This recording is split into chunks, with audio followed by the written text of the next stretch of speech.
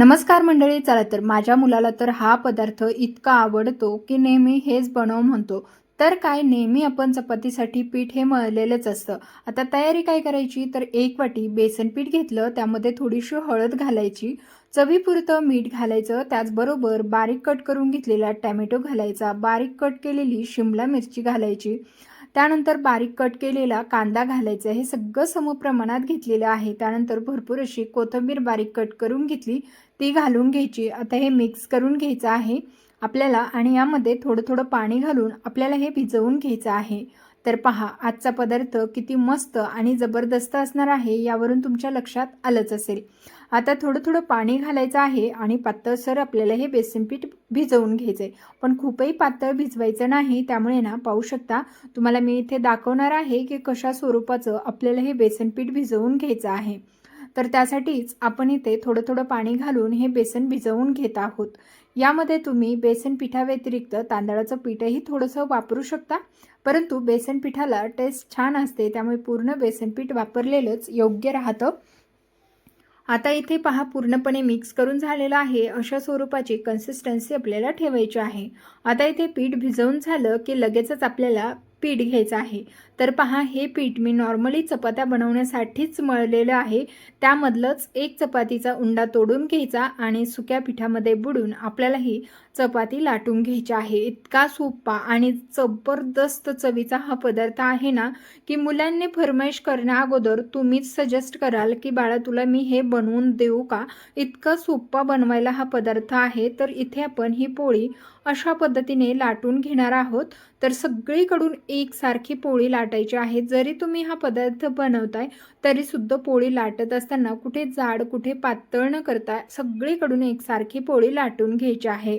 तर मंडळी, तुम्हाला एक निवेदन आहे की तुम्ही आपला हा व्हिडिओ कुठल्या शहरातून किंवा गावातून पाहत आहात ना, ते मला कमेंट करून नक्कीच कळवा. म्हणजे मलाही कळेल की आपले हे युनिक आणि भन्नाट रेसिपीज कुठकुठपर्यंत पोहोचतात. तसंच तुम्ही आणखीन आपल्या आर.के. फूड रेसिपी चॅनलला सबस्क्राईब केलं नसेल तर लगेचच करून घ्या आणि बाजूच्या बेल आयकनला ऑन करा, म्हणजे पुढील व्हिडिओचे नोटिफिकेशन तुम्हाला सर्वात पहिले मिळेल. चला, बोलता बोलता आपली इकडे चपाती बनवून तयार झालती, तव्यावरती टाकून घेतली. आता तव्यावरती चपाती टाकल्यानंतर तिला खूप आपल्याला शेकवायचं नाही. हलकेसे असे बबल्स आले की लगेचच पोळी पलटवून घ्यायची. पाहू शकता, अगदी अर्धवट पोळी आपण खालच्या साईडने भाजून घेतलेली आहे. आता आपल्याला पोळी ना या साईडने चांगली भाजून घ्यायची आहे बरं का. ते का ते तुम्हाला सांगतेच, पण पहा, उलटण्याने प्रेस करून पोळी छान अशी भाजून घेऊया. तर इकडच्या साईडने थोडंसं आता यावरती बटर लावून घेत आहे. बटर नसेल तर तूप किंवा तेलाचा तुम्ही इथे वापर करू शकता. जर अशा पद्धतीने बटर लावलं ना, तर या जागी तुम्ही तेलसुद्धा लावू शकता. तर पहा, इथे अशा पद्धतीने सगळीकडून आपण बटर लावून घेणार आहोत. आता ह्या चांगल्या भाजलेल्या भागावरती आपल्याला काय करायचं आहे माहिती आहे का, इकडनं आपण चांगली अशी पोळी भाजून घेतली तरीसुद्धा कुठे कुठे फुगत होती आणि फुगल्यामुळेच ती तिथे जास्त भाजल्या गेली. म्हणून चाकूने तिला थोडंसं होल करून घेतलं, म्हणजे म्हटलं ती फुगल्या जाणार नाही. तर पहा, बटर काही नावच घेत नाही मेल्ट व्हायचं, म्हणून त्याला अशा पद्धतीने थोडंसं सुरीने बाबा होय मेल्ट म्हणून सांगितलं, तेव्हा कुठे हा बटर मेल्ट झाला. सगळीकडे बटर असा लावून घेतला. आता गॅसची आच जी आहे ना, ते मीडियम ठेवायचे आहे. एकदम लो ठेवली ना तरी सुद्धा चालतंय किंवा मीडियम ठेवा, परंतु हाय हीटवरती आपल्याला हा पदार्थ इथून पुढे करायचा नाही. आता पहा, तयार करून घेतलेलं जे बेसनचं मिश्रण होतं ना, ते इथे पोळीवरती आपल्याला टाकून घ्यायचं आहे. लागेल असं पोळीवरती टाकून घ्या आणि सगळीकडून असं पसरवून घ्या. म्हणजे काय होईल की सगळीकडून एकसारखं हे पसरवलं जाईल. तसंच आपलं हे जास्त मिश्रण खाली जाणार नाही. त्यामुळेच ना मी इथे थोडंसं मिश्रण शिल्लक ठेवलेलं आहे आणि हे मिश्रण ना होईल तितकं असं कडेपर्यंत पसरवण्याचा प्रयत्न केलेला आहे. आपल्याला हे मिश्रण खूप जाडही करायचं नाही. खूप जाड जर केलं तर ते व्यवस्थित होणार नाही. त्यामुळे ना अशा पद्धतीने पातळ असं मिश्रण टाकून घेतलंय. त्याचबरोबर तुम्हाला लक्षात येते का, यामध्ये घातलेले व्हेजिटेबल्स आपल्या बेसन पिठामुळे अजिबात पोळीपासून वेगळे होत नाहीत. छान असे पोळीला चिटकून राहतात. त्यामुळेच आपण हे जुगाड केलेलं आहे. आता पहा, यावरती थोडंसं लाल तिखट मी भुरभुरवून घेणार आहे. यामध्ये आपण कुठेही तिखटाचा वापर केला नाही, म्हणून मी अशा पद्धतीने लाल तिखट टाकून घेणार आहे. अशा पद्धतीने लाल तिखट टाकल्यामुळे काय होतं की चव छान येते. आता लाल तिखट टाकून झालं की यावरती झाकण ठेवूया. आता झाकण ठेवून कमीत कमी 2 मिनिटे आपल्याला वाफ देऊन घ्यायची आहे. 2-3 मिनिटांमध्ये तुम्ही पाहू शकता वरचं बेसन पीठ एकदम ड्राय झालेलं आहे. आता आपल्याला ही पोळी जी आहे ना ती पलटवून घ्यायची आहे. तर पहा अशा पद्धतीने आता पलटवून घेऊया आणि त्या साईडने सुद्धा थोडंसं भाजून घेऊया. खालच्या साईडने पोळी एकदम छान आणि सुरेख अशी भाजल्या गेलेली आहे. एकदम कुरकुरीत क्रंचीपणा आपल्या ह्या चपातीच्या पिठाला आलेला आहे. आता त्या साईडनेही आपल्याला छानसं थोडंसं भाजून घ्यायचं आहे. एकसारखं उलटण्याने दाबून घेतलं आणि भाजून घ्यायचं. आता पुन्हा एकदा आपण याला पलटे करून घेऊया. पलटे केल्यानंतर काय करायचं, आता मस्त असा आपला छानसा पिझ्झा आपला इथे तयार झालेला आहे. तुम्ही म्हणाल असा कसा पिझ्झा? हो, हा पिझ्झा आहे मस्त, मुलांना नक्की बनवून द्या. बाहेरचा मैद्यापासून बनवलेला किंवा आता बेस बनवलेला तो पिझ्झा देण्यापेक्षा मस्त गव्हाच्या पिठापासून हा हेल्दी पिझ्झा मुलांना एकदा नक्की बनवून द्या. त्यावरती भरभरून चीज घाला. मुलांना कळणार सुद्धा नाही की हा गव्हाच्या पिठापासून बनवलेला पिझ्झा आहे. त्यामुळे काय करायचं, फक्त चीज भरभरून यावरती घालायचं.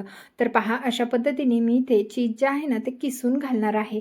म्हणजे कसं पूर्ण आपल्या ह्या वेज पिझ्झावरती छान असं सुरेख दिसेल. तसंच आपण गव्हाच्या पिठापासून तसंही चपातीसाठी मळलेल्या गव्हाच्या पिठापासून अगदी 5 मिनिटात तयार होणारा पिझ्झा बनवला आहे आणि तो चवीला ना इतकं अप्रतिम लागतो. तशाच वेगवेगळ्या रेसिपी मी चॅनलवरती पिझ्झाच्या अपलोड केलेल्या आहेत. तिथे जाऊन तुम्ही नक्कीच चेक करू शकता.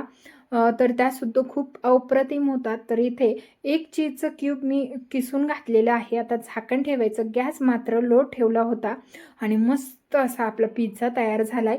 त्यावरचं चीजही छान असं मेल्ट झालेलं आहे, तुम्ही पाहू शकता. आणि खालच्या साईडने हा काय अफलातून आपला हा पिझ्झा भाजला गेलेला आहे. तर तुम्ही याला नाव वेगळं काही द्यायचं असेल ना तरीसुद्धा देऊ शकता किंवा हा मस्त असा चपातीपासून बनवलेला पिझ्झा एन्जॉय करा.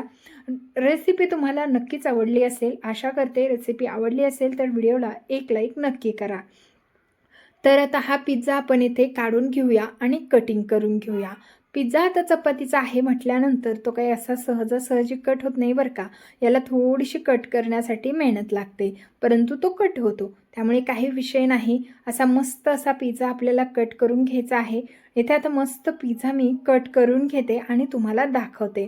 तर अतिशय सुंदर असा पिझ्झा आपला तयार झालेला आहे आणि यावरती घातलेलं बेसनचं मिश्रण त्याचबरोबर आपण घातलेले व्हेजिटेबल्स एकदम सुंदर लागतात, अप्रतिम लागतात. त्यावरती टाकलेलं चीजही खूप सुंदर लागतं.